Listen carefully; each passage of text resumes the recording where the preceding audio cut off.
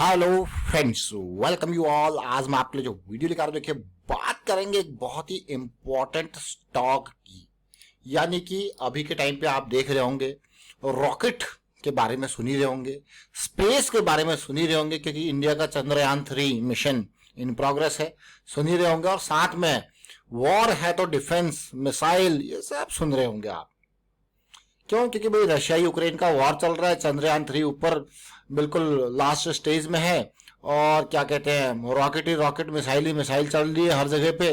तो ये बहुत इंपॉर्टेंट। अब आप कोई स्टॉक अगर देखोगे जो इस सेगमेंट में काम करता है, तो जरा देखिए उसकी वैल्यू कैसी होगी अभी। तो चलिए डिटेल में समझते हैं। और आगे बढ़ने से पहले मैं आपको बता दूंगा, आपने अब तक चैनल को सब्सक्राइब नहीं किया तो जल्दी से सब्सक्राइब कर लो, बेल आइकन को प्रेस कर लो, जिससे आपको नोटिफिकेशन आती रहेगी। और प्राइस एक्शन बहुत इंपॉर्टेंट। देखिए प्राइस एक्शन के बेसिस पे हम आपके लिए कितने सारे स्टॉक्स का एनालिसिस करते हैं, और आपने देखा होगा किस तरीके से वो स्टॉक प्रॉपर रिस्क मैनेजमेंट के साथ एक high probability low risk opportunity वाली चीजें आपके साथ जो है आप सीखते हो, समझते हो। तो चलिए हम बात करते हैं आज स्टॉक की, जो कि रॉकेट और मिसाइल प्रोग्राम। आज की डेट में अगर आप देखो किस चीज का जो वॉर है, वो ऐसा नहीं कि इन्फेंट्री जा रही है, इन्फेंट्री जाती है बट उस लेवल की नहीं। क्या चलता है? रॉकेट चल रहे हैं, मिसाइल चल रही है, ड्रोन चल रहे हैं, यही तो चीजें चल रही हैं। या फिर स्पेस की जब बात करो तो स्पेस में भी रॉकेट चाहिए भाई, ऊपर लेके जाना है, एस्केप वेलोसिटी को क्रॉस करना है, तो भाई यहां पे भी चाहिए। नेवल सिस्टम है, उसमें भी रॉकेट चाहिए। लैंड आर्मर्ड व्हीकल है, उसमें भी भैया तोप गोले सब चीज चाहिए। इलेक्ट्रॉनिक वॉरफेयर सर्विलेंस चाहिए, और इलेक्ट्रोमैग्नेटिक पल्स प्रोटेक्शन चाहिए। ये देखिए, अब ये सारी चीजें अगर आप कोई कंपनी इस सेगमेंट में ऑपरेट करती होगी तो आप कहोगे क्या बात है यार, कौन सी ये कंपनी है जो इस सेगमेंट में ऑपरेट करते हैं? उसका नाम है Paras Defence Space Technologies, Paras Defence and Space Technologies. तो ये स्टॉक आपके सामने आता है, Paras Defence and Space Technologies. जरा देखिए, 2600 करोड़ का मार्केट कैपिटलाइजेशन, 674 का प्राइस, जीरो डेट की कंपनी है। प्रॉफिटेबिलिटी रेवेन्यू को तो आप देख ही सकते हो कि बढ़िया। लेकिन एक बात बता देते हैं आपको, बहुत ही इंपॉर्टेंट, बहुत ध्यान से इस चीज को समझना। स्टॉक मार्केट में कोई भी कंपनी आती है ना, तो मार्केट उसको उसकी ना रियल वैल्यू दिखाती है। मतलब अगर प्रॉफिट है, रेवेन्यू है, ग्रोथ दिख रहा है, तो मार्केट उसको सही जगह पहुंचा देगी। चाहे आपकी कोई कंपनी हो, आपने उसकी वैल्यू कम आके रखी है, लेकिन जब वो मार्केट में आएगी, अगर उसकी प्रॉफिटेबिलिटी है, रेवेन्यू ग्रोथ है, उसका फ्यूचर दिख रहा है, तो भाई उसको वैल्यू मिलेगी ही मिलेगी, बल्कि मोर देन एक्सपेक्टेड मिलेगी।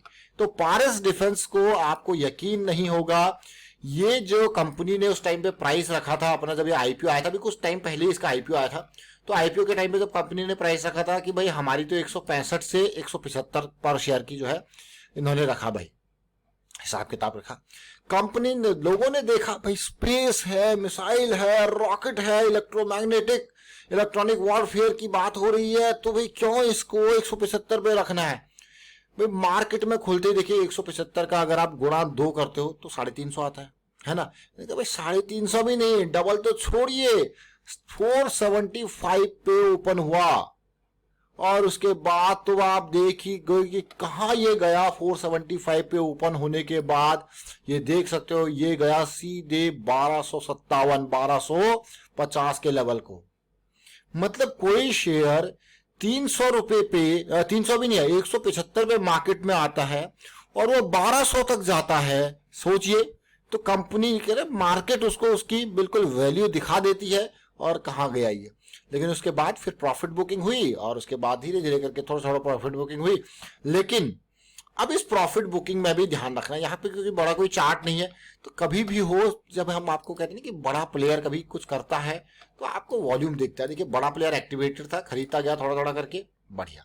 तो ये जोन जो है, मैं ये कहूंगा 800 से लेके ऑलमोस्ट 500 600 तक का ये जोन है, जो यहाँ पर आप देखिए कई बार बेहतरीन तरीके से वॉल्यूम बने हैं, सेलिंग हुई है बिल्कुल ना के बराबर पे वॉल्यूम पे। आप देखिए जहां पे मौका मिला है, जहां पे मौके मिले हैं, बढ़िया वॉल्यूम में दिखे।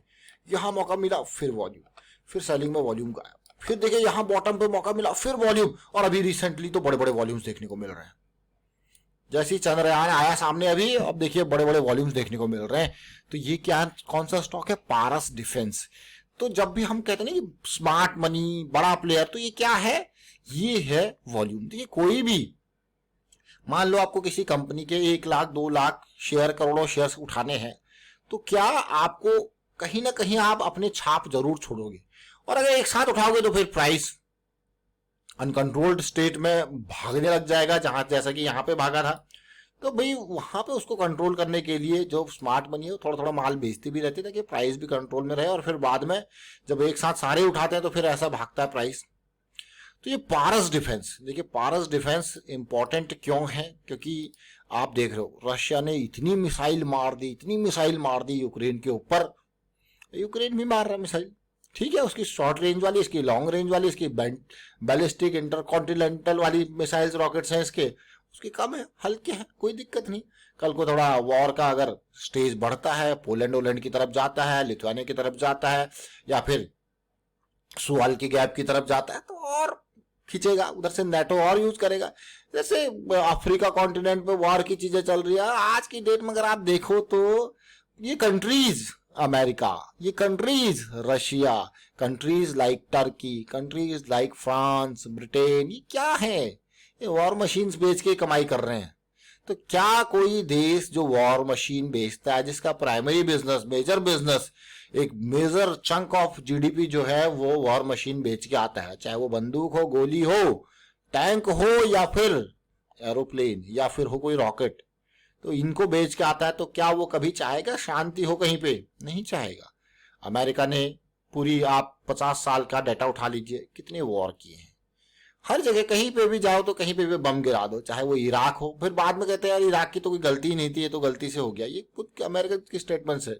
इराक हो, चाहे वो मैं कहूँगा ईरान के ऊपर पड़ रहे हैं, चाहे सीरिया की बात हो, चाहे आप देखो यहाँ यमन की बात हो, हुती रिबल्स वाली, चाहे अफ्रीका कॉन्टिनेंट में लीबिया, अल्जीरिया, कहीं पे भी हो, देख रहे हो किस हालत में है। तो ये पारस डिफेंस, इसीलिए इंडिया भी अब डिफेंस एक्सपोर्ट में काम कर रहा है, और मुझे काफी अच्छा लगा कि हाँ, क्योंकि इंडिया की खुद की रिक्वायरमेंट इतनी बड़ी है। अगर रिक्वायरमेंट इतनी बड़ी है, थोड़ा बहुत उसमें से बेच भी देगा तो फायदा ही होगा। इंडिया अब तक बहुत बड़ा इंपोर्ट कहाँ से, रशिया से, अमेरिका से, इजराइल से खरीदता है, खरीदना पड़ता है, फ्रांस से, मजबूरी है, थोड़ा सा डिप्लोमेटिक रिलेशंस भी बनाने पड़ते हैं। अब खुद सेल्फ सफिशिएंट यहाँ पे होना, मैं कहूँगा कि खुद के ऊपर डिपेंड रहना तो बहुत इंपॉर्टेंट है। तो पारस डिफेंस का आप देखिए कैसे सिचुएशन, क्यों स्टॉक लेके आए, डेली पे एक बहुत बेहतरीन प्राइस साइकिल बन रही है, और बहुत ही बेहतरीन तरीके से सिचुएशन है। ऊपर चंद्रयान 3 की चीजें चल रही है, चंद्रयान 3 और साथ में प्रॉफिटेबिलिटी और रेवेन्यू को तो आपने देख ही लिया। चंद्रयान 3 उम्मीद करते हैं और आशा करते हैं, और साथ के साथ मैं कहूँगा प्रार्थना भी करते हैं। देखिए रशिया का भी जो मिशन था वो फेल हो गया, लेकिन यहाँ पे जैसे चंद्रयान 2 हमारा भी मिशन थोड़ा सा सही नहीं रहा था, लेकिन इस बार उम्मीद करते हैं, आशा करते हैं, और साथ में प्रार्थना भी करते हैं कि भाई सक्सेसफुल रहे और इंडिया का स्पेस टेक्नोलॉजीज में नाम बेहतर रहे आने वाले टाइम पे। और एक बहुत बढ़िया चीज है स्पेस के ऊपर रिसर्च करना, अलग अलग तरीके से जो इंडिया की रॉकेट टेक्नोलॉजी है आज की डेट में, आप देखो तो एक टॉप कैटेगरी की रॉकेट टेक्नोलॉजी है। और मिसाइल की जब भी बात करते हो, हाँ एपीजे अब्दुल कलाम का जरूर नाम आता है जब मिसाइल की बात आती है। काबिल तारीफ उन्होंने काम किए, और आज की डेट में जब मिसाइल का वॉर चल रहा है तो इंडिया के पास तो 2 बड़े बड़े दुश्मन हैं, तो इंडिया के पास अच्छा खासा स्टॉक पाइल मिसाइल का बना पड़ा है।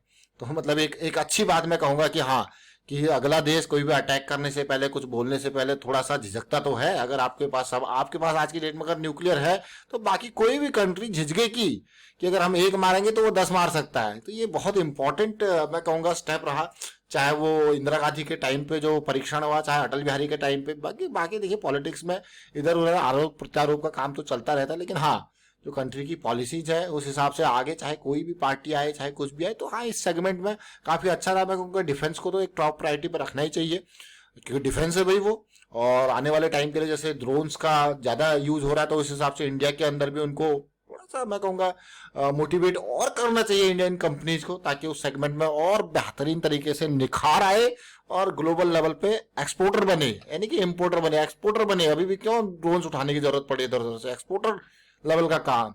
वाइंड अप करता हूँ वीडियो को, आप शेयर कीजिए, लाइक कीजिए, और पारस डिफेंस के बारे में अपनी राय बताइए एंड कमेंट के through. And thank you for watching the video.